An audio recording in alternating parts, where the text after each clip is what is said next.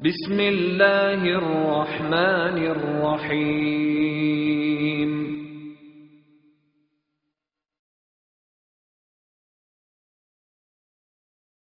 مركز العلوم والحكم للدعوة والإرشاد.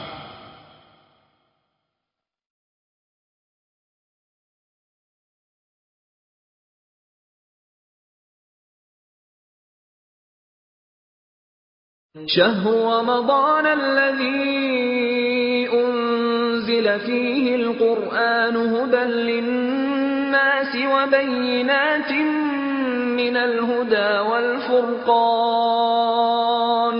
فمن شهد منكم الشهر فليصم ومن كان مريضا أو على سفر فعدة من أيام أخر. إن الحمد لله نحمده ونستعينه ونستغفره ونؤمن به ونتوكل عليه فنعوذ بالله من شرور أنفسنا ومن سيئات أعمالنا من يهده الله فلا مضل له ومن يضلله فلا هادي له ونشهد أن لا إله إلا الله وحده لا شريك له ونشهد أن محمدًا عبده ورسوله. أما بعد فقال الله عز وجل فاسألوا أهل الذكر إن كنتم لا تعلمون.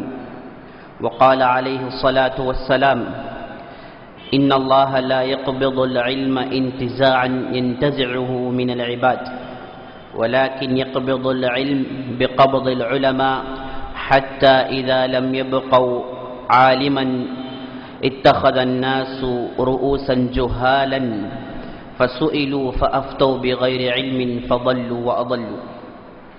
صدق الله ورسوله صلی اللہ علیہ وسلم. عزیز دوستوں اور محترم خواتین ملت، اللہ کا بہت بڑا احسان و کرم ہے کہ اللہ رب العزت ہم اور آپ کو رمضان کے ان مبارک راتوں میں ان مبارک مجلس میں جمع کرتے ہوئے آ رہا ہے، اور ان مبارک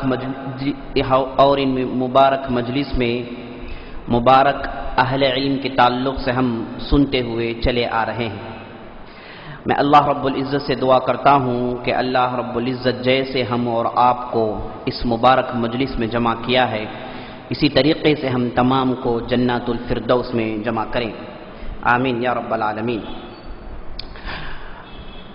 رمضان کا یہ مبارک مہینہ جس کے اندر ڈھیر سارے خیرات، ڈھیر سارے برکات ہیں، یہ مہینے کی ایک خوبی یہ بھی ہے کہ اس مہینے کو شہر الصدقہ، شہر الزکاہ، صدقہ و خیرات کا مہینہ بھی کہا جاتا ہے.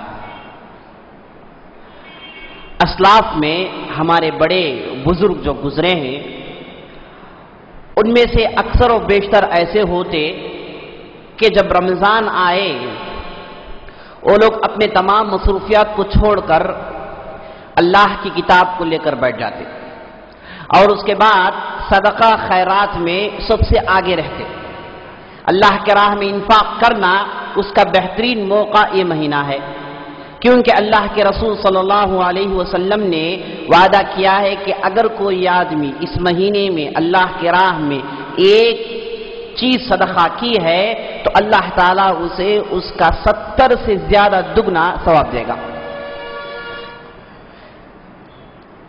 اللہ کے رسول صلی اللہ علیہ وسلم کا رویہ یہ تھا کہ آپ صلی اللہ علیہ وسلم عام طور پر صدقہ خیرات میں آگے رہتے تھے، لیکن جب رمضان کا مہینہ آتا ہے اور جبریل آ کر اللہ کے رسول صلی اللہ علیہ وسلم کے پاس قرآن دہراتے تھے تو اللہ کے رسول صلی اللہ علیہ وسلم صدقہ و خیرات میں اور تیز ہو جاتے تھے، یہاں تک کہ صحابی کہتے ہیں کہ انہ الریح المرسلہ، گویا کہ وہ ایک تیز آندھی کی طرح ہو جاتے ہیں.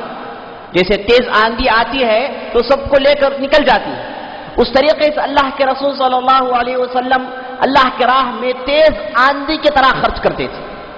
ان کے پاس جو بھی مال آتا خرچ کر دیتے تھے. اور یہ مت سمجھنا کہ اللہ کے رسول صلی اللہ علیہ وسلم کے پاس مال کم تھا، نہیں. جنگ خیبر کے بعد اللہ کے رسول صلی اللہ علیہ وسلم کے پاس جنگ خیبر کی زمینیں تھیں، فدق کی زمینیں تھیں، وادی القرا کی زمینیں تھیں، ایسی زمینیں تھیں جو زرخیز تھیں. یہاں سے ڈھیر سارا مال آتا تھا، لاکھوں کی تعداد میں درہم اور دینار آتے تھے. اور کبھی بھی اللہ کے رسول صلی اللہ علیہ وسلم کے گھر میں ایک دینار رات نہیں گزارا. جتنا سارا بھی مال آتا اللہ کے رسول خوب خرچ کرتے. تو معلوم یہ ہوا یہ مہینہ ایسا ہے جس میں خرچ زیادہ کرنا چاہیے. روایتوں میں آتا ہے اگر یہ مہینہ آ جائے، حضرت عثمان ان کی خلافت میں یہ اعلان کرتے تھے، اے لوگو یہ زکوٰۃ کا مہینہ آ گیا ہے، صدقہ خیرات کا مہینہ آ گیا ہے، لاؤ اپنی زکوٰۃ، لاؤ اپنا مال. اور لوگوں کو دوڑاتے، جن کو امال کہا جاتا تھا، وہ لوگ جاتے اور لوگوں سے ڈھیر سارا مال لے کر آتے جو بیت المال میں جمع کیا جاتا تھا. اس کے بعد وہ سارے کا سارا مال غریبوں پر، محتاجوں پر، فقیروں پر، مسکینوں پر خرچ کیا جاتا تھا. تو یہ ایسا مہینہ ہے میرے دوستوں جس میں صدقہ و خیرات کریں. آدمی کے پاس جتنا بھی مال ہے، ضروری نہیں کہ اس کے پاس نصاب تک مال ہو وہ زکوٰۃ دے. صدقہ کے لیے کوئی شرط نہیں ہے. آدمی کے پاس اگر 100 روپے بھی ہیں، وہ اللہ کی راہ میں 5 روپے نکال دیں، 10 روپے نکال دیں، کچھ نہ کچھ نکال دیں اللہ کی راہ میں، اور اللہ تعالیٰ اسے دگنا چگنا 70 اتنا ثواب دے گا. اور حدیث میں آتا ہے ان الصدقۃ تطفئ غضب الرب. بہت اہم بات ہے، بہت گہری بات ہے. یہ صدقہ خیرات جو ہے نا، یہ اللہ تعالیٰ کے غصے کو ٹھنڈا کرتی ہیں. کب اللہ کو غصہ آتا ہے، کب اللہ کو غیرت آتی ہے؟ جب بندہ کوئی گناہ کرے، جب بندہ کوئی نافرمانی کرے. زمین میں اگر اللہ کا بندہ کوئی غلطی کرے، کوئی گناہ کرے، اللہ تعالیٰ کو غصہ آتا ہے اور اللہ تعالیٰ کو غیرت آتی ہے. چونکہ گناہ ایسی چیزیں ہیں جس کا تعلق انڈائریکٹلی شرک سے ہے. اب جانتے ہیں شرک ایسی بری بلا ہے جسے اللہ تعالیٰ پسند نہیں کرتا. شرک کا مطلب اللہ کے ساتھ کسی اور کو خدا بنانا ہے. اور یہ جو گناہ ہے یہ سب کے سب ان کا تعلق، ان کا انڈائریکٹلی تعلق شرک سے ہے. کیونکہ جب آدمی گناہ کرتا ہے وہ اپنے نفس کو خدا بنانے کی کوشش کرتا ہے. اسی لیے اللہ تعالیٰ قرآن میں کہتا ہے ارأیت من اتخذ الہہ ہوا فاضلہ اللہ علی علم. کیا تم نے اس آدمی کو نہیں دیکھا جو اپنے نفس کو خدا بنا لیا اور اللہ تعالیٰ نے اس کے پاس علم ہونے کے باوجود اسے گمراہ کر دیا. تو یہ گناہ ایسی چیزیں ہیں جو کیا ہے، آدمی اپنے نفس کو خدا بناتا ہے، اپنے نفس اپنے اوپر گناہوں کا بوجھ ڈال لیتا ہے، اور گناہ جیسے اس کا نفس جیسے اس کا شہوت اسے کھینچ لیتا ہے، اس کے مطابق وہ گناہ کرتے ہوئے چلے جاتا ہے. تو گناہ یہ اللہ تعالیٰ کو انتہائی ناپسند ہے اور اللہ تعالیٰ کو غیرت آتی ہے. حدیث میں آتا ہے اگر کوئی آدمی زنا کرے تو اللہ تعالیٰ کو غیرت آتی ہے، اور یہ کہتا ہے کہ کیسے اس بندے کو جائز کہ وہ زنا کریں حرام طریقے پر، اس کے لیے میں نے حلال دروازے کھول رکھے ہیں.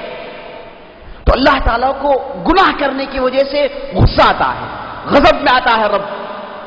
اور یہ غصے کو ٹھنڈا کرنے کا طریقہ صدقہ ہے. اس لیے نبی صلی اللہ علیہ وسلم حدیث میں کہتے ہیں اتبع السیئۃ الحسنۃ تمحوها. ایک صحابی کو دیکھ کر 3 نصیحتیں کرتے ہیں، اس میں ایک نصیحت یہ ہے کہ اتبع السیئۃ الحسنۃ تمحوها. آپ جب برائی کر بیٹھیں، کوئی غلطی سرزد ہو جائے تو فوراً کوئی نیکی کرنا. ہاں یہ نیکی اس برائی کو مٹا دیتی ہے، تمحوها مٹا دیتی ہے. ان الحسنات یذهبن السیئات. اچھائیاں برائیوں کو بھیج دیتی ہیں. تو نبی صلی اللہ علیہ وسلم کی بات بڑی حکمت والی اور گہری بات ہے. الصدقۃ تطفئ غضب الرب. صدقہ خیرات اللہ تعالیٰ کے غصے کو ٹھنڈا کرتی ہیں. غلطی ہو گئی صدقہ کیجیے، اللہ تعالیٰ کا غصہ ٹھنڈا ہو جائے گا. اور اس مہینے میں صدقہ خیرات کرنا گویا کہ آپ کے ڈھیر سارے گناہوں کے تعلق سے جو غصہ اللہ کے پاس ہے اسے تمام کا تمام مٹانے کے برابر ہے. الصدقۃ تطفئ الغضب الرب. صدقہ خیرات اللہ کے غصے کو ٹھنڈا کرتی ہیں، اللہ کے غصے کو ٹھنڈا کرتی ہیں۔ کہا جاتا ہے کہ ایک آدمی تھا، صحیح واقعہ ہے، سعودی عرب کے اندر آرٹیکلز میں ہم نے پڑھا، ایک آدمی تھا، اسے اچانک ایسی بیماری لاحق ہوئی کہ آدمی پورے کا پورا پیلا پڑ گیا۔ ڈاکٹر کے پاس گیا، چیکنگ کیے گئے، ٹیسٹ لیے گئے، دیکھا گیا تو اکثر نے کہہ دیا کہ یہ آدمی ابھی چند دنوں کا مہمان ہے، بس اسے بلڈ کینسر ہو گیا ہے، اس کے خون کے پورے سیلز مر گئے ہیں، ابھی چند دن کا مہمان ہے، اس کے بعد اسے مرنا ہے، اس لیے آدمی پیلا پڑ گیا تھا۔ تو یہ آدمی جب اسے معلوم ہوا کہ چند دن کا مہمان ہے تو بقیہ دن کو وہ خوشی سے گزارنے کے لیے گھر میں رہتا تھا، کھاتا تھا، پیتا تھا، اور خاص طور پر اس کے پاس جتنا بھی مال ہے وہ اللہ کے راہ میں صدقہ و خیرات کرتا تھا۔ ہوتا یہ ہے کہ ایک مرتبہ وہ گوشت خریدنے کے لیے ایک گوشت کی دکان میں جاتا ہے، جا کر آدمی سعودی تھا، سعودی جانتے ہیں آپ لوگ پیسے والے ہوتے ہیں، جایا گوشت آرڈر کیا اور بیٹھ گیا، گوشت کاٹ رہا ہے قصائی، اچانک ایک کالی عورت نکل کر آئی، آ کر جو ہے وہ گوشت والے سے کچھ بحث کر رہی ہے، قصائی اسے دور بھگا رہا، کہہ رہا ہے کہ جاؤ جاؤ جاؤ، کچھ نہیں ہے، جاؤ، کچھ بھی نہیں ہے، وہ جا رہی ہے، گھگا رہی ہے، کچھ مانگ رہی ہے، وہ آدمی کہہ رہا ہے کہ جاؤ جاؤ، کچھ بھی نہیں ہے، جھٹک رہا ہے۔ یہ آدمی بیٹھ کر دیکھ رہا تھا، اسے اچانک دل میں آیا کہ پوچھے کیا مسئلہ ہے، اٹھ کر جا کر قصائی سے پوچھتا ہے کہ کیا مسئلہ ہے، کیوں تم اسے عورت کو بھگا رہے ہو؟ تو قصائی کہتا ہے یہ عورت روز آ جاتی ہے اور چاہتی ہے کہ میں اس کے لیے ہڈیاں نکال کر دوں، گوشت نہیں، ہڈیاں جو بچ جاتی ہیں وہ روزانہ آ کر پوچھتی ہے، میں ایک مرتبہ دیا لیکن روزانہ پوچھتی ہے۔ اب سعودی عرب میں کون ہڈیاں لیتا ہے جی؟ وہاں کے لوگ جو ہے کھانا چکتے ہیں، گوشت کھاتے ہیں جی، ویسا نظام ہے ادھر۔ اب یہاں ہڈیاں کہاں ملے گی؟ لیکن یہ غریب عورت ایسی ہے، اسے ہڈیوں کی ضرورت ہے، بس چند ہڈیاں مل جائیں، اس کا وہ سوپ بناتی ہے، اس سے وہ گوشت کا مزہ لیتی ہے، اتنی غریبی تھی عورت کے پاس۔ تو بھی سعودی جب پوچھا تو پریشان ہو گیا، بولا کہ ہڈیاں کیوں خریدتی ہے؟ وہ قصائی بولا کہ ہڈیاں سے لوگ زندگی گزارتے ہیں، آپ کو نہیں معلوم، جا کر دیکھیے دوسرے ملکوں میں کیسا ہوتا ہے۔ تو بولا کہ ایسا مسئلہ ہے؟ تو بہت تعجب میں پڑا اور بولا کہ اس عورت کو روز گوشت دو میری طرف سے، اس عورت کو میرے طرف سے روز جتنا گوشت چاہتی ہے دو، کہہ کر بول دیا کہ اتنا پیسہ جو بھی تم دے رہے ہو مجھ سے لے لینا، یہ میرا گھر کا ایڈریس ہے اور یہ میرا جو ہے پیسہ ہے، لو۔ تو وہ عورت جو ہے اتنی خوش ہوئی، پلٹ کر اللہ سے دعا کی، اے اللہ اسے تمام بیماریوں سے بچا لینا، اللہم اشفیہ من الاقسام، اے اللہ اسے تمام بیماریوں سے بچا لے، یہ بول کر عورت چلی گئی۔ یہ آدمی گھر گیا، جیسے ہی گھر گیا تھوڑی دیر کے بعد آدمی کا رنگ بدلنے لگا، اس کے اندر وہ پھر لالائیاں دوبارہ آنا شروع ہو گئی، 2 دن میں آدمی نارمل ہو گیا۔ جا کر چیک کیے تو بولے کہ یہ آدمی کو نہ بلڈ کینسر ہے نہ کچھ مٹی ہے، آدمی اللہ کی فضل سے اچھا ہے۔ یہ عورت کی دعا تھی میرے دوست۔ صدقہ ایسی چیز ہے آدمی کے دل کو بدل دیتی ہے۔ آپ کے سامنے سعودی عرب ہے جو دنیا میں کیا ہے، بہت بڑے پیسے والے ملکوں میں سے ایک ہے، IMF کا ایک ممبر ہے سعودی عرب، اور ساری دنیا کے فنڈنگ میں 50% سعودی عرب کا پیسہ لگتا ہے، ساری دنیا کی ڈیموکریسی چلانے کے لیے۔ بہرحال بہت بڑا ملک ہے۔ ایک زمانے میں آپ جانتے ہیں ان لوگوں کے پاس کچھ بھی نہیں تھا، ابھی بھی اب 70 سال پرانے اٹھا کے آپ تصویریں دیکھیں گے تو آپ اش کریں گے، بولیں گے کہ یہ سعودی عرب ہے جہاں سڑکیں نہیں تھی، مٹی کے سڑکیں تھی، بارش پڑ جائے تو لوگ نماز گھر میں پڑھتے تھے، انتہائی فقر و فاقہ کا دور تھا۔ کیسے بدل گیا ہے؟ کہا جاتا ہے کہ یہ بھی ایک عورت کی دعا۔ یہ جو بادشاہ تھا جس کا نام ملک عبدالعزیز، جو سعودی حکومت کو قائم کیا آج سے 70 سال پہلے، ایک مرتبہ طائف میں جا رہا تھا، طائف میں ایک گاڑی میں اس کے ڈرائیور کے ساتھ جا رہا تھا، تو دور سے دیکھ رہا ہے کہ ایک بڑھیا آ رہی ہے، اس کے سر میں ڈھیر سارے لکڑیاں ہیں، وہ جنگل سے کاٹ کر لا رہی ہے، گھر جا رہی ہے، وہ بڑی محنت و مشقت سے اس چیز کو اٹھا کر لا رہی ہے۔ تو بادشاہ چونکہ سعودی عرب کا ہے تو بولا کہ گاڑی روک، اس عورت کو دیکھتے ہیں۔ تو عورت بڑی محنت سے لے کر جا رہی ہے، عورت کو دیکھ کر اس کی آنکھوں میں آنسو آ گئے، اتنی بوڑھی عورت اور اتنی محنت اور دھوپ. تو فوراً اس عورت کو بلا کر چاہا کہ کچھ اسے دے، صدقہ دے. تو عورت جب قریب آئی تو اپنے پیکٹ میں ہاتھ ڈال کر ڈھونڈ رہا ہے بادشاہ ملک عبدالعزیز. 1 ریال نہیں ہے اس کے پاس، تلاش کر رہا ہے، 1 ریال نہیں ہے اس کے پاس. پلٹ کر ڈرائیور کے پاس پوچھتا ہے کیا تیرے پاس کچھ ہے؟ تو ڈرائیور کہتا ہے کہ میرے پاس آدھا ریال ہے. بولا کہ لاؤ لا کے جو ہے عورت کو دے دیا. تو عورت لے کر بولی اللہم ارزقہ من خزائن الارض، اے اللہ اس آدمی کو زمین کے خزانے دے. کہا جاتا ہے کہ صرف 1 مہینے کے بعد معلوم ہوا کہ سعودی عرب کی زمین کے اندر بلیک گولڈ کے پہاڑ ہیں. کھودا گیا تو پیٹرول نکلا اور پورے کا پورا ٹرینڈ بدل گیا. جو لوگ اونٹ چلاتے تھے، گدھے سوار ہوتے تھے، جن کے کپڑے میں ہمیشہ پیشاب کی بات رہتی تھی، اب ان کی زندگی ایسی ہے کہ یہ لوگ ایسی کاروں میں جا رہے ہیں جو کار جو ہے دوسری بستی کے منسٹر تصور بھی کر دیکھ نہیں سکتے. اور ان کی جسم میں ایسے عطر ہے جو عطر اگر لایا جائے تو کئی گاؤں زندگی گزاریں گے ہم. صرف عورت کی جو ہے دعا ہے. اور وہ بولے اللہم ارزقہ من خزائن الارض، اے اللہ اس آدمی کو زمین کے خزانے نواز. کہیں کا کہیں پہنچ گیا مسئلہ. تو میرے دوستوں، صدقہ ایک ایسی چیز ہے جو بہت بڑے خیرات کو کھینچ کر لاتی ہے. اللہ تمہارے سے خوش ہو جاتا ہے. تو ضرورت اس بات کی ہے کہ اس مہینے میں ہم اللہ کی راہ میں کچھ نہ کچھ نکالیں، کچھ نہ کچھ خیرات کریں. آدمی چاہتا ہے کہ وہ منافق نہیں ہونا چاہتا ہے، اپنے اندر سے منافقت نکالنا چاہتا ہے. یہ مومن کی علامت ہے میرے دوست. مومن جو ہوتا ہے وہ نفاق سے سب سے زیادہ ڈرتا ہے. ہمیشہ اسے نفاق کا خدشہ لگا رہتا ہے. وہ یہ کوشش کرتا ہے کہ میرے اندر جو نفاق ہے اسے نکال دے. اسی لیے حضرت عمر عام طور پر حذیفہ بن یمان کے پاس جاتے ہیں جو صاحب سر نبی صلی اللہ علیہ وسلم، نبی صلی اللہ علیہ وسلم کے راز کے باتیں جانتے تھے. جا کر کہتے ہیں کہ حذیفہ تمہارے پاس جو منافقین کا لسٹ ہے اس میں کہیں میرا نام تو نہیں ہے، چیک کر کے بولو. حذیفہ کہتے ہیں آپ اور منافقین کا لسٹ؟ بولتے کہ نہیں، ڈر اس بات کا ہے کہ ہو سکتا ہوں کہ میں منافقین میں ہو جاؤں. مومن ہے لیکن نفاق سے ڈر ہے. تو مومن اپنے اندر کے نفاق کو نکالے، اور سب سے بہترین دروازہ نفاق کو نکالنے کا صدقہ خیرات. اسی لیے کہا جاتا ہے الانفاق یدفع النفاق. انفاق وہ چیز ہے جو نفاق کو نکال کر پھینکتی ہے. کیونکہ منافق جو ہوتا ہے بخیل ہوتا ہے.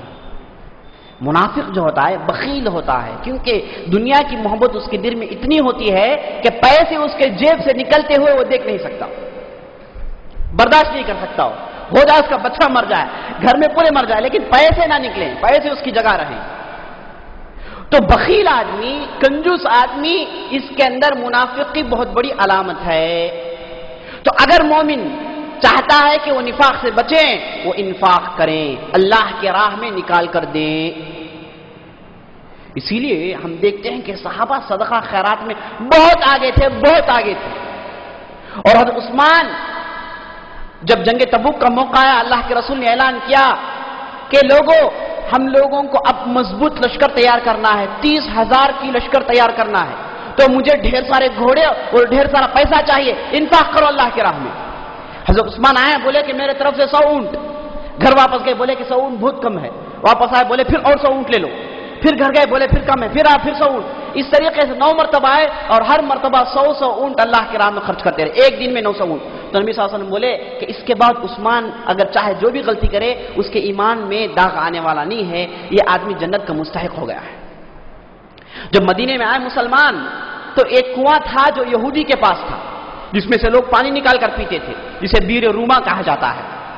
یہودی مسلمانوں سے زیادہ پیسے لیتا ہے اور پانی دیتا تھا. نبی صلی اللہ علیہ وسلم پریشان ہو گئے اس یہودی سے. اعلان کیا ہے کوئی مومن جو اس کنویں کو لے اور اللہ کے راہ میں صدقہ کر دے. عثمان باہر آئے، بولے کہ میں لیتا ہوں. جا کر یہودی سے پوچھے، یہودی 100 کنووں کا دام بتا رہا. عثمان بولے چاہے جو بھی ہو جائے کنواں میں خریدوں گا. خرید کر اللہ کے راہ میں وقف کر دیتے ہیں. تو نبی صلی اللہ علیہ وسلم کہتے ہیں کہ ما ضر عثمان بعد اليوم شيء. عثمان کو آج کے بعد سے کوئی چیز نقصان پہنچانے والی نہیں ہے. عبد الرحمن بن عوف اور زبیر بن عوام، عبداللہ بن زبیر، ابو بکر صدیق، ایسے لوگ ہیں جن کو تاریخ ان کے صدقہ و خیرات سے یاد کرتی ہے. ابو بکر جانتے ہیں آپ؟ اللہ اکبر. ایسے آدمی ہیں ان کے وجہ سے کئی زندگیاں چل رہی تھیں. جب وفات پائے تو کئی لوگ سڑک پہ آ گئے، معلوم ہوا کہ یہ لوگوں پر ابوبکر خرچ کرتے تھے.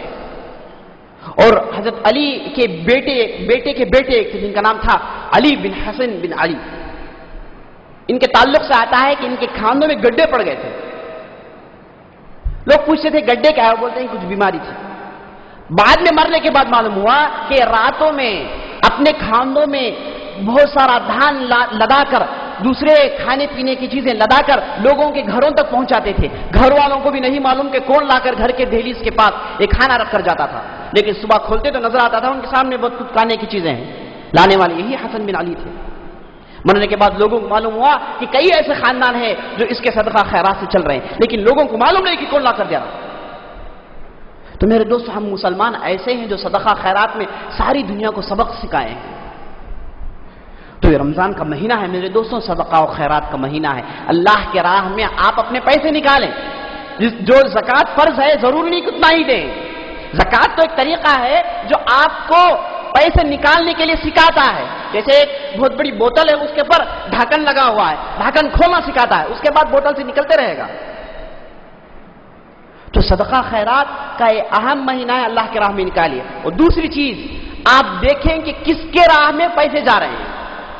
لوگ کیا کرتے ہیں صدقہ خیرات کے نام سے، اگر 5,000 روپے صدقہ دینا ہے تو آرڈر کرتے ہیں تو ڈھیر سارے ساڑیاں آ جاتی ہیں، ڈھیر سارے کپڑے آ جاتے ہیں اور لوگوں کو مفت تقسیم کرتے ہیں، سمجھتے ہیں کہ ہم نے زکوٰۃ ادا کر دیا. نہیں، زکوٰۃ جو نکالتے ہیں آپ، جیسے آپ نکالنے میں محنت کیے اس سے دگنا چگنا محنت اس میں کیجئے کہ کس کے پاس یہ زکوٰۃ پہنچ رہا ہے. کیا یہ مستحق کے پاس پہنچ رہا ہے؟ عام طور پر لوگ مسجد کے ائمہ کو دیتے ہیں، جانتے نہیں پوچھتے نہیں کہ مسجد کے اماموں کے پاس کیا ہے نہیں ہے، لیکن دے دیتے ہیں. اور وہ ایسے بعض لوگ ہیں جو کیا ہے، جو بھی آئے الحمدللہ لیتے رہو جی. ان لوگوں کے پاس بلڈنگیں، عمارتیں سب کچھ ہے، لیکن لیتے رہتے ہیں. دیکھیں آپ کا پیسہ کس کے پاس جا رہا ہے.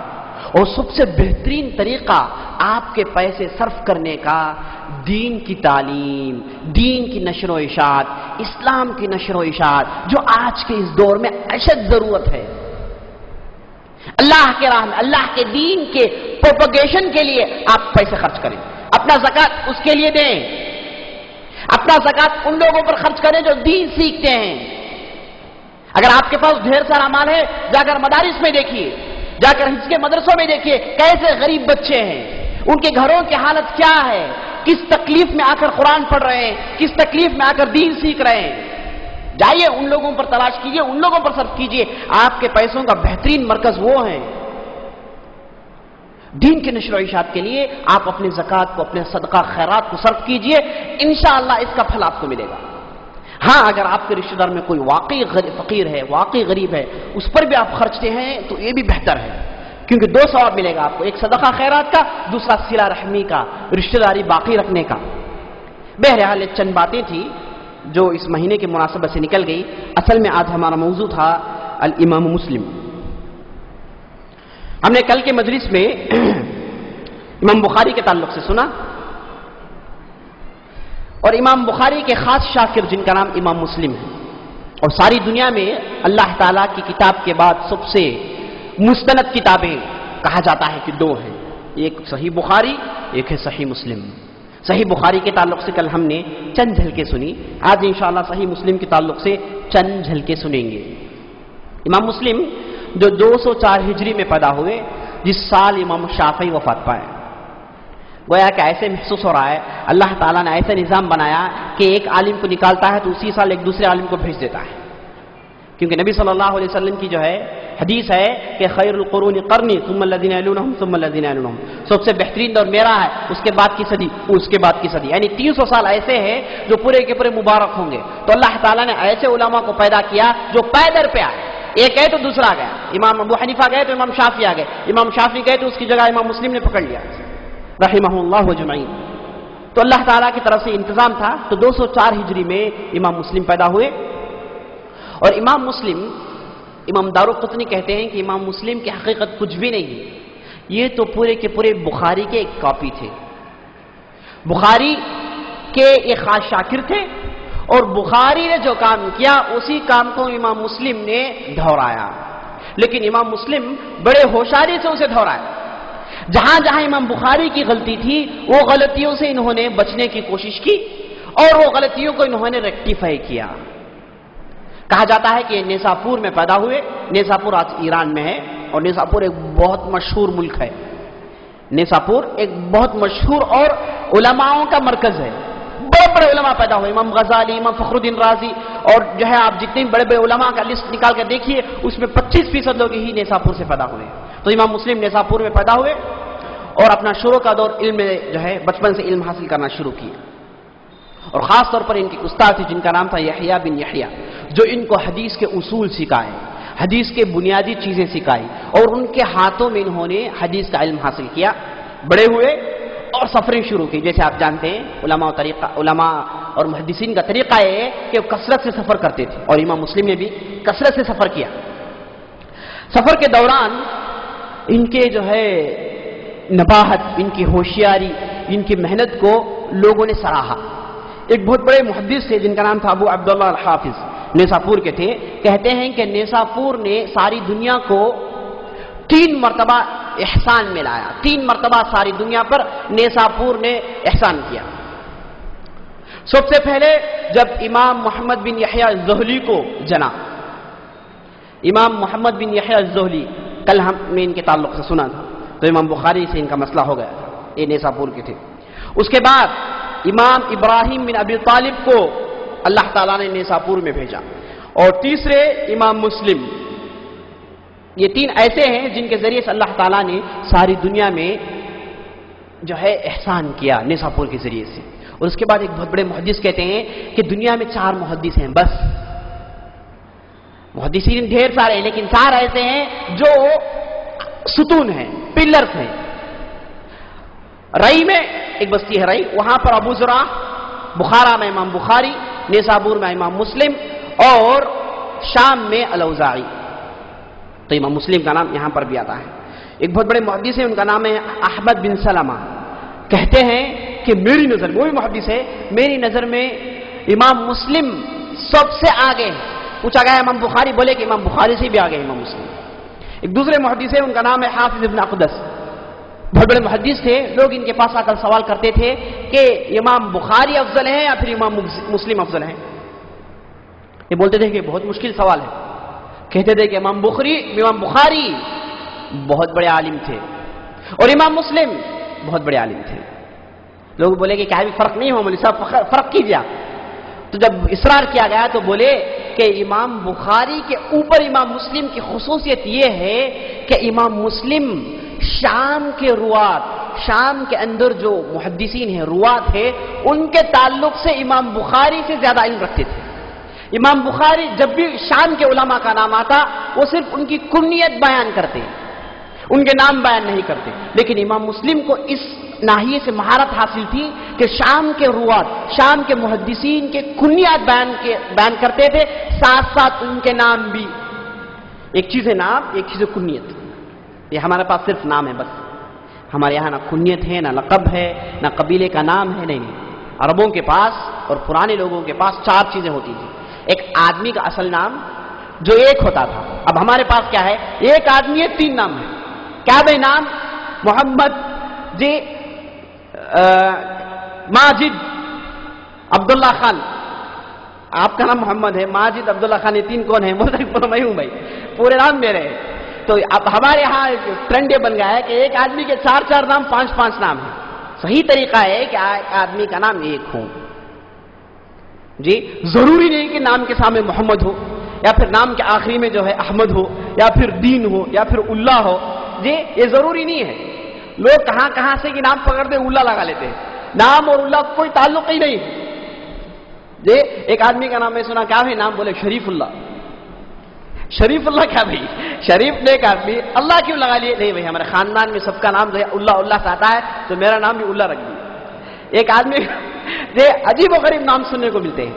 تو نام جو اصل میں ہے ایک ہوتا ہے بس، آدمی کا نام ایک ہونا چاہیے جی، اچھا نام ایک ہو۔ نبی صلی اللہ علیہ وسلم کا نام کیا ہے؟ محمد۔ ابو بکر کا نام کیا ہے؟ عبداللہ۔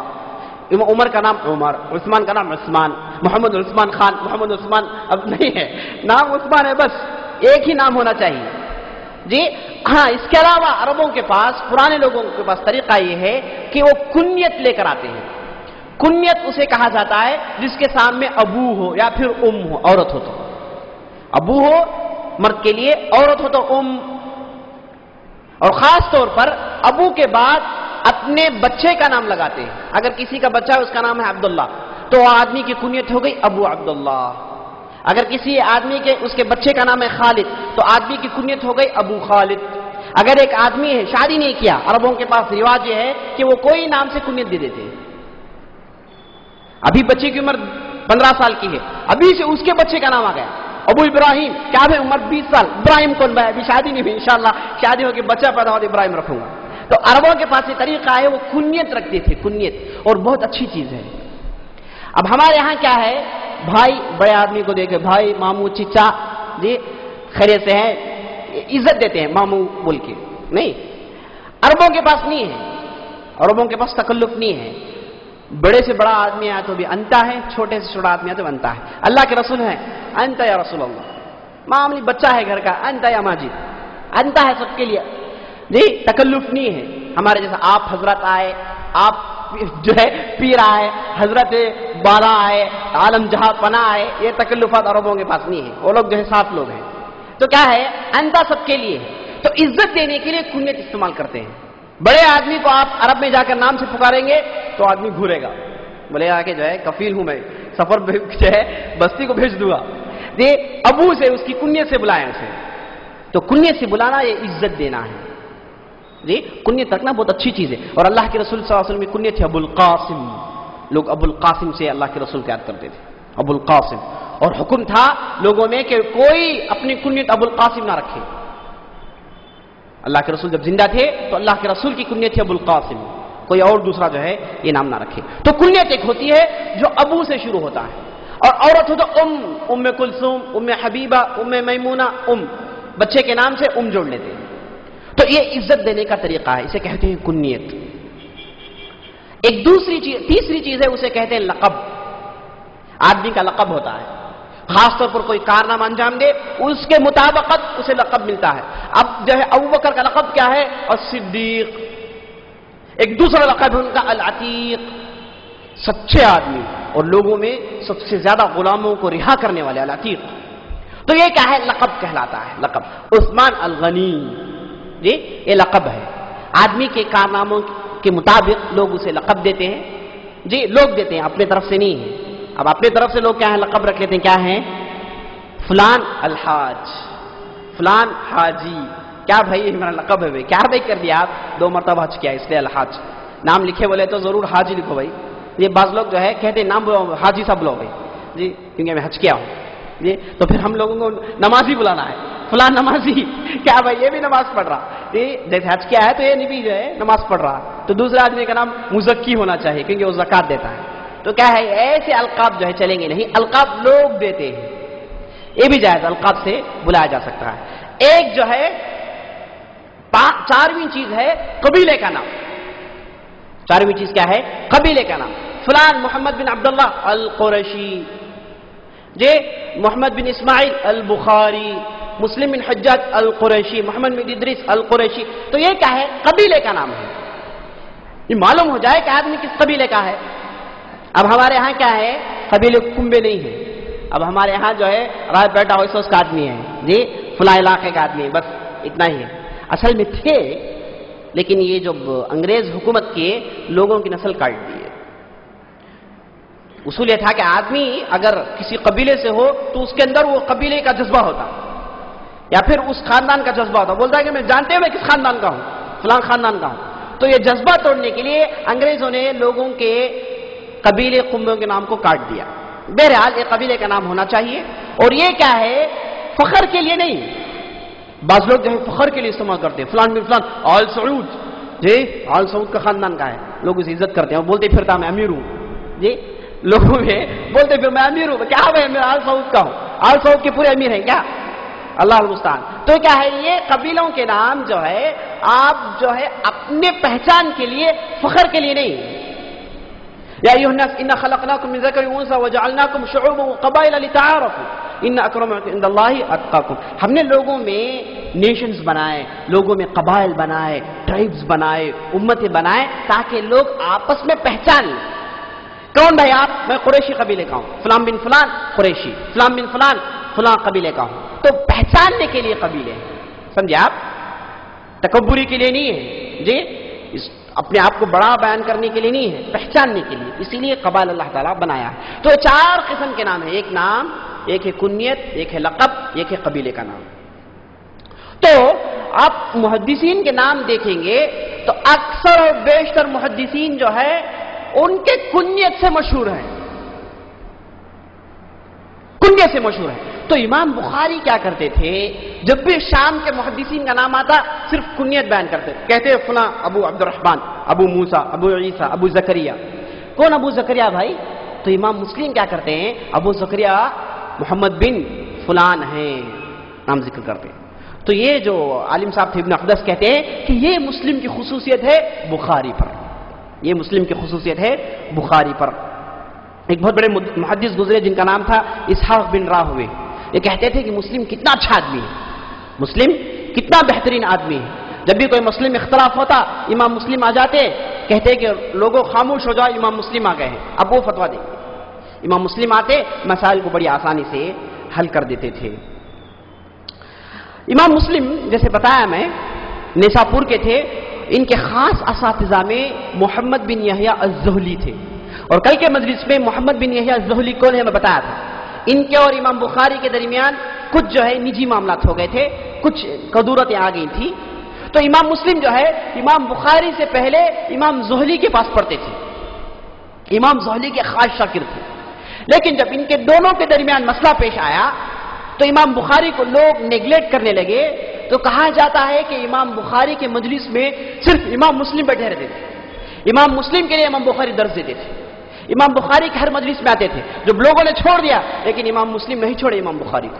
اور کہا جاتا ہے کہ امام بخاری کے وفات کے بعد امام مسلم ایک اہم آدمی ہے جو امام بخاری پر جو تہمتیں لگائی گئی تھی اسے دور کرنے والے تھے. جب بھی امام بخاری پر تہمت آتی امام مسلم دور کرتے، کہتے کہ نہیں وہ ایسے نہیں تھے، قرآن کے مسئلے میں ان کا عقیدہ صحیح تھا، وہ صحیح کہتے تھے، ہاں تم لوگوں کی وجہ سے انہوں نے جو ہے ایسا جواب دیا، ورنہ وہ صحیح عقیدے کے تھے. آخر تک مدافعات کرتے رہے امام بخاری کی. اور امام بخاری کو اتنی عزت کرتے تھے، اتنی عزت کرتے تھے. ایک مرتبہ امام بخاری کی مجلس میں آتے ہیں، امام بخاری کا سر چومتے ہیں، ہاتھ چومتے ہیں، پیر تک چومتے ہیں، چک کر کہتے ہیں یا استاذ الاساتذہ، یا امام المحدثین، اب مجھے جو ہے حدیث کا علم سکھاؤ، مجھے حدیث سناؤ. تو امام بخاری ان کو حدیث سناتے تھے. کہا جاتا ہے ایک مرتبہ امام مسلم امام بخاری کے پاس آئے، آج جو ہے ان کا چہرہ کچھ بدلا ہوا تھا، ہنس رہے تھے، اور وہ جو ہے استاد کا روب نہیں ہے مسلم کے اندر. امام بخاری پوچھے کہ کیا مسئلہ ہے بھائی؟ امام مسلم بولے کہ مجھے ایک ایسی حدیث ملی ہے اس کا سند اتنا پختہ ہے کہ آپ کے پاس بھی ایسا سند نہیں ہے. بولے کہ آپ کے پاس بھی وہ سند نہیں ہے، بالکل پختہ سند ہے، اور بالکل یہ سند جو ہے عالی کے حد تک ہے، یعنی مطلب لوگ اس میں کم ہیں، جو ہے کم لوگوں کے بعد نبی صلی اللہ علیہ وسلم آتے ہیں. اگر حدیث میں لوگ کم ہو، روات کم ہو، تو اس حدیث کو کہتے ہیں السند العالی، یعنی اس کا اعتبار کچھ اور ہوتا ہے، پختی مانی جاتی ہے. تو امام مسلم کہتے ہیں کہ میرے پاس ایک ایسا سند ہے جو کیا ہے عالی کہلاتا ہے. تو امام بخاری بولے ٹھیک ہے بتاؤ تمہارا جو ہے کیا سند ہے. امام مسلم سنا ہے حدثنا فلان اخبرنا فلان حدیث سنا ہے. تو امام بخاری ہنس کر بولے کہ ماشاءاللہ اچھا ہے سند، لیکن مسئلہ یہ ہے کہ اس کے اندر 3 خامیاں ہیں. بولے کہ اس کے اندر 3 خامیاں ہیں. امام مسلم کا چہرہ بدل گیا، بولے کہ امام صاحب بتا دو 3 خامیاں کیا ہے. رونے لگے، بل بلانے لگے. اور بعض لوگ کہتے ہیں کہ اس وقت ہم امام مسلم کو دیکھ رہے ہیں گویا کہ چھوٹا بچہ ہے جو امام بخاری کے سامنے رو رہا ہے، روتے ہی گڑ گڑاتے کہتے ہیں کہ وہ 3 علتیں کیا ہیں بتا دیجیے. تو امام بخاری کہتے ہیں کہ پہلی علت یہ ہے کہ اس میں فلاں غلطی ہے، دوسری علت یہ ہے کہ اس میں فلاں غلطی ہے، تیسری علت ہے کہ جو ہے اس کے اندر وہ غلطی ہے. امام مسلم سند دیکھتے ہیں اور 3 غلطیوں پر غور کرتے ہیں، کہتے ہیں کہ میں جا کر چیک کروں گا. جا کر چیک کر دوسرے دن آ کر کہتے ہیں آپ کو جو ہے آپ کے پاس اختلاف نہیں کر سکتا، آپ کے پاس میں اختلاف نہیں کر سکتا. تو امام بخاری کی انتہا درجے کی عزت کرتے تھے، اور امام بخاری سے ان کو بہت فائدہ ہوا، بے شمار مسائل سیکھے. اور خاص طور پر علم العلل، حدیث کے ڈھیر سارے فن ہیں. ہم سمجھتے ہیں کہ حدیث ایک فن ہے، بس صحیح بولو ضعیف بولو حسن بولو بات ختم. یہ سب کیا ہے؟ یہ کچھ بھی نہیں ہے. یہ حدیث کا علم بہت واسٹ ہے. کہا جاتا ہے کہ صرف ضعیف کے 300 قسمیں ہیں، صرف ضعیف کے 300 قسمیں، مضطرب، معلل، معلول. جی ابھی کیا کیا ہے بتاتے گا تو گزر جائے. 300 قسمیں صرف ضعیف کے. اب ایک سند میں کیسے کیسے ضعف آتا ہے، کیسے کیسے خامیاں پیدا ہوتی ہیں، یہ الگ ہی فن ہے، الگ دریا ہے. تو ایک بھی دریا ہے سمجھیے. ہر چیز کے ہر فن میں کتابیں لکھی گئی ہیں. تو اس میں تمام فنوں میں سب سے مشکل فن ہے علم العلل. حدیث کے کئی فنوں میں ایک فن ہے جسے کہتے ہیں علم العلل. اس کے ماہرین ساری دنیا میں 20 ہی ہیں بس، اور وہ لوگ چلے گئے، اب کوئی پیدا نہیں ہوگا. 18 سے 20 ہیں بس. اس میں سے امام بخاری، اس میں سے ایک مسلم امام بخاری کی بدولت، ورنہ یہ لسٹ میں نہیں آتے تھے جی. اور اس کے بعد جو ہے اس میں امام ابو زرعہ، امام زہری اور بڑے بڑے محدثین، صرف 18-20 ہیں بس. دوسرے محدثین ڈھیر سارے، ہزاروں کی تعداد میں، لاکھوں کی تعداد میں، لیکن علم علل کے ماہرین اتنے ہی ہیں بس. اور کہا جاتا ہے کہ یہ ایسا فن ہے جسے آدمی کیا ہے صرف پریکٹس کرنے کے بعد کم از کم 20 سال صرف کرے. کم از کم آدمی 20 سال صرف کرے تو اسے اس میں مہارت حاصل ہوتی ہے. اور آپ سنے ہوں گے کہ حدیث کا ایسا فن ہے کہ اس کی مثال سونار جیسی ہے. اس کی مثال سونار جیسی ہے. سونار کے سامنے آپ کوئی جو ہے سنا دے دیجئے، وہ دے کر کہے گا کہ سننا ہے. اگر کوئی دوسری چیز دے دیے، دے کر کہے گا کہ سننا نہیں ہے. اگر آپ سونار کو پوچھے کہ کیسے آپ کو معلوم ہوا، کیسے معلوم ہوا کہ سننا ہے، یہ دونوں تو پیلے ہیں، یہ بھی پیلا، وہ دونوں چمک رہے ہیں، لیکن آپ کو کیسے معلوم ہوا کہ سننا ہے اور یہ نقلی ہے؟ تو آپ کو سونار کہے گا کہ آپ آئیے میرے جیسے کام کیجئے جی، مجھ جیسے محنت کیجئے، تو آپ کو معلوم ہوگا کہ کون سی چیز سننا ہے، کون سی چیز نقلی ہے. اور بعض لوگ لا کر جو کہتے ہیں کہ حدیث کا فن بھی ایسا ہے. پورا فن ایسا نہیں ہے. صرف علم علل کا فن ایسا ہے جو بالکل سونار کی مثال اس پر فکس ہوتی ہے. ایک حدیث آئے گی، علم علل کا ماہر کہے گا کہ حدیث ضعیف ہے. لوگ آ کر پوچھیں گے کہ کیوں بھائی ضعیف ہے؟ بولے گا کہ میں جو ہے 30 سال صرف کیا ہوں، میرے طریقے سے تم بھی 30 سال صرف کرو تو معلوم ہوگا کہ اس حدیث کے اندر کیا علت ہے. امام دارقطنی اس فن کے بہت بڑے ماہر تھے. ان کی کتاب ہے جس کا نام سنن دارقطنی. اس میں شروع کی جو ہے تقریباً 20-25 جلد ہے، اس میں ایک جلد ہے صرف ایک حدیث ہے بس. ایک جلد جو ہے پوری ایک حدیث ہے. حدیث کتنے 2 صفحے کی، مطلب 2 لائن کی ہے بس حدیث، لیکن پوری جلد ہے اس حدیث پر. کیا ہے یہ حدیث کے خامیاں علل لکھے ہیں. جلد پوری 100 سند نقل کیے اور 100 سند میں ہر سند میں جو علتیں بیان کیے ہیں وہ پوری موٹی جلد بن گئی. تو علم علل ایسا فن ہے آدمی سے پریکٹس کرنے پر جان سکتا ہے. بالکل سونار کی مثال اس پر فکس ہوتی ہے. تو یہ آدمی کہے گا کہ حدیث ضعیف ہے، ضعیف، بس یہ کہہ دے تو بات ختم.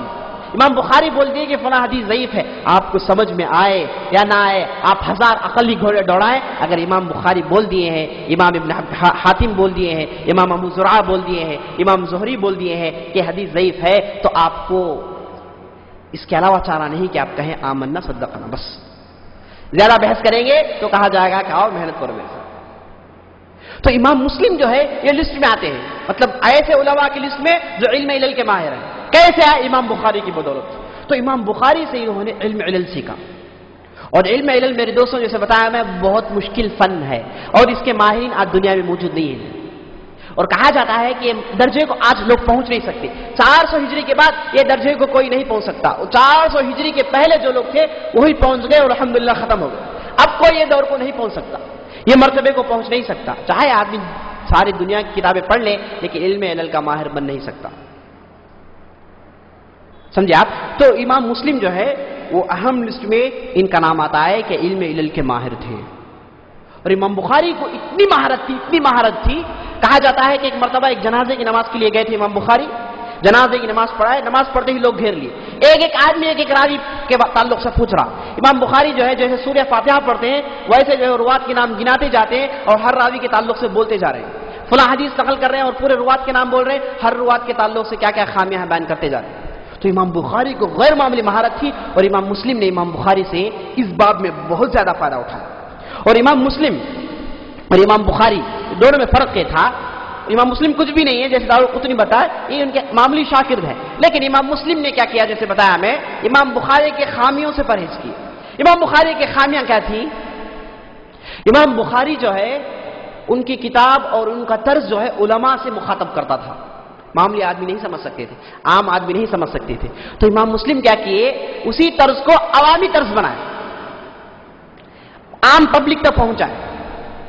اور امام بخاری کی دوسری خامی اگر کہا جائے تو خامی نہیں ہے لیکن مسلم کے مقابلے میں کہا جائے تو امام بخاری جو ہے سند متنوں کو کاٹتے ہیں. ایک حدیث آئی پوری نقل نہیں کریں گے, حدیث کے 4 لفظ نقل کریں گے, اس کے بعد کہیں گے کما قال رسول صلی اللہ علیہ وسلم, آگے بڑھ جائیں گے. امام مسلم جو ہے وہ لیکن یہ غلطی میں نہیں کروں گا, حدیث پوری نقل کرتے ہیں, حدیث کاٹتے نہیں جی. اور تیسری خوبی امام مسلم کی یہ ہے کہ امام مسلم جو ہے الفاظ میں بہت اہتمام برتتے تھے. حدیث کے الفاظ جو آتے ہیں اس میں بہت اہتمام. امام بخاری کیا ہے کیونکہ وہ محدثین سے مخاطب کرتے ہیں, بڑے بڑے الفاظ آئے ذکر کر دیا آگے بڑھ گئے. لیکن امام مسلم ویسے نہیں, اگر مشکل لفظ آ جائے اس کی شرح کریں گے اور ایسے الفاظ استعمال کریں گے جو عام لوگ پڑھ سکیں. اور امام مسلم کی کتاب عام لوگ پڑھ سکتے ہیں, امام بخاری کی کتاب عام لوگ پڑھ نہیں سکتے. اور چوتھی یا پھر 5ویں خامی امام بخاری کے اندر یہ ہے کہ امام بخاری جو ہے کبھی کبھار ان کی کتاب میں معلق روایت ذکر کریں گے. معلق مطلب کیا ہے کہ کہیں گے کہ قال البخاری حدیث, کوئی سند نہیں, حدیث وہ حدیث ہے جس کی سند ہو, یہی اصول ہے محدثین کے پاس. لیکن آپ بخاری پڑھیں گے تو اس کے اندر 150 ایسے حدیث ہیں جس کی سند نہیں ہے. ایسے قال البخاری قلت بول کے حدیث نقل کریں گے. لیکن امام مسلم بولے یہ غلطی میں نہیں کروں گا, تو احادیث جتنے بھی اپنی کتاب میں لائے سب کے سندیں نقل کی. تو یہ خوبی ہے امام مسلم کے پاس جو امام بخاری کے پاس نہیں تھی. اور یہ بھی جو ہے امام بخاری سے ہی سیکھے ہیں, یہ بھی جو ہے امام بخاری سے سیکھے ہیں. اور امام مسلم جو ہے کہا جاتا ہے کہ وہ 3 لاکھ احادیث میں سے انہوں نے تقریباً جو ہے 4000 احادیث کو سلیکٹ کیا. اور امام بخاری کی دوسری چیز یہ ہے کہ ان کے پاس تکرار ہے. پورے بخاری میں 7000 احادیث ہیں, آپ اس میں تکرار نکالیں. تکرار مطلب کیا, یہی ہے ایک ہی حدیث 4 مرتبہ آئے گی, ایک ہی حدیث 10 مرتبہ آئے گی فلاں فلاں باب میں. لیکن امام مسلم تکرار نہیں کرتے, ایک بار بول دیے بس خلاص. اور دوسری خوبی مسلم کی یہ ہے کہ ان کے پاس جو ہے ترتیب اچھی ہے, کتاب میں بہترین ترتیب ہے. امام بخاری کے پاس ترتیب کچھ الگ ہے اور ترتیب مشکل ہے امام بخاری کی, لیکن امام مسلم کی ترتیب آسان ہے, عام فہم ہے, آدمی کو دلچسپی آئے گا اگر آدمی پڑھے تو. یہ چند خوبیاں ہیں جو امام مسلم کی تھی. ورنہ اتفاق ہے سارے محدثین کا کہ امام بخاری کی کتاب سب سے آگے ہے. علم فن کے اعتبار سے امام بخاری کی کتاب آگے ہے, عام فہم کے اعتبار سے امام مسلم کی کتاب جو ہمارے درمیان موجود ہے. اور بہت ساری باتیں ہیں, میں کٹ کر کے جو آپ لوگ سمجھیں گے وہی آپ کے سامنے لے کر آ رہا ہوں, ورنہ بہت ساری چیزیں. اور امام مسلم کی دوسری یہ بھی خوبی ہے کہ امام مسلم جو ہے سب سے پہلے ایک بڑی کتاب لکھے جس کا نام تھا مسند, اس کے بعد اس کتاب میں سے صحیح مسلم کو نکالے.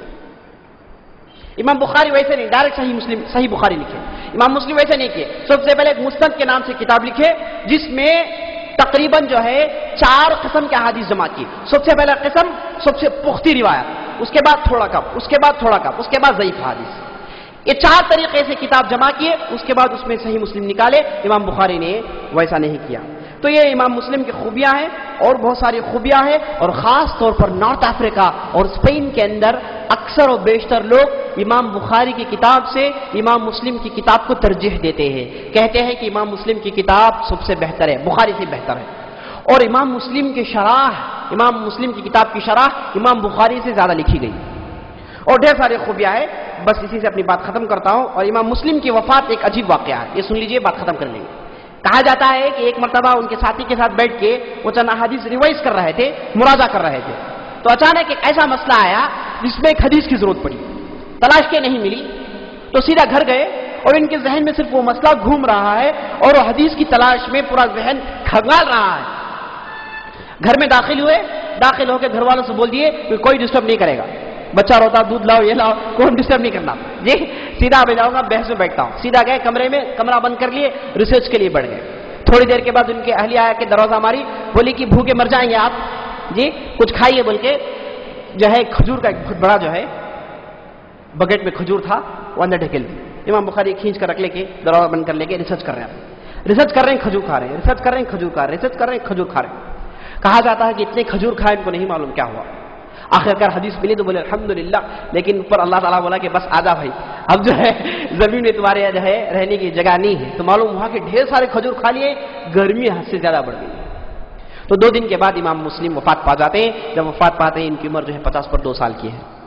اللہ تعالیٰ جو ہے ان کو بہترین مبارک زندگی نصیب کیا تھا اور 260 پر 2 ہجری میں یہ وفات پاتے ہیں نیساپور کے اندر. اللہ تعالیٰ ان پر رحمت کرے اور ان کی زندگی سے نصیحت یہ ہے کہ اچھا استاد سلیکٹ کریں. امام مسلم کی زندگی نصیحت ہم نے کیا ہے؟ بہترین استاد.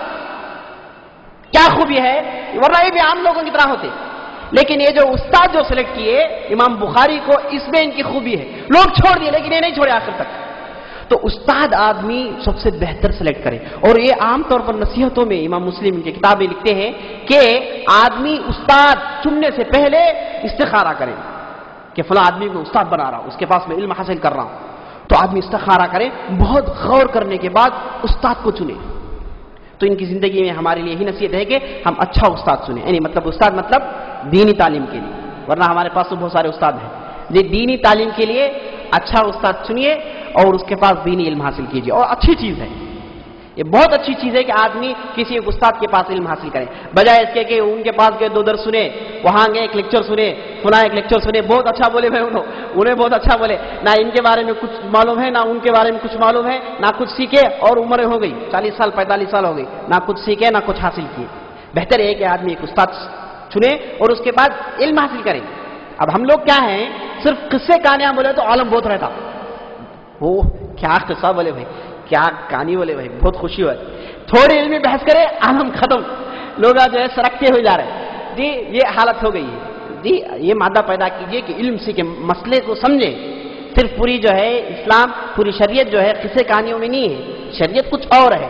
اب ہم آپ کو جو ہے شریعت کے ماہرین کیسے بتا رہے ہیں. اب آپ نے آپ کو یہ نہیں بتایا کہ امام مسلم کتاب لکھے، اس کتاب کے اندر کیا مسائل ہیں، یہ نہیں بتایا. ہم بتائیں گے تو آپ پورے کے پورے سو جائیں گے اور کل نہیں آئیں گے. بولیں گے کہ بھائی دوسرا درس دیکھے، وہ انشاءاللہ اچھا بولیں گے. جی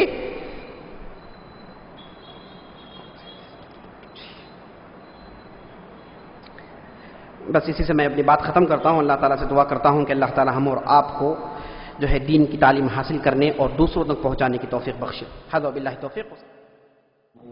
كنتم خير أمة أخرجت للناس تأمرون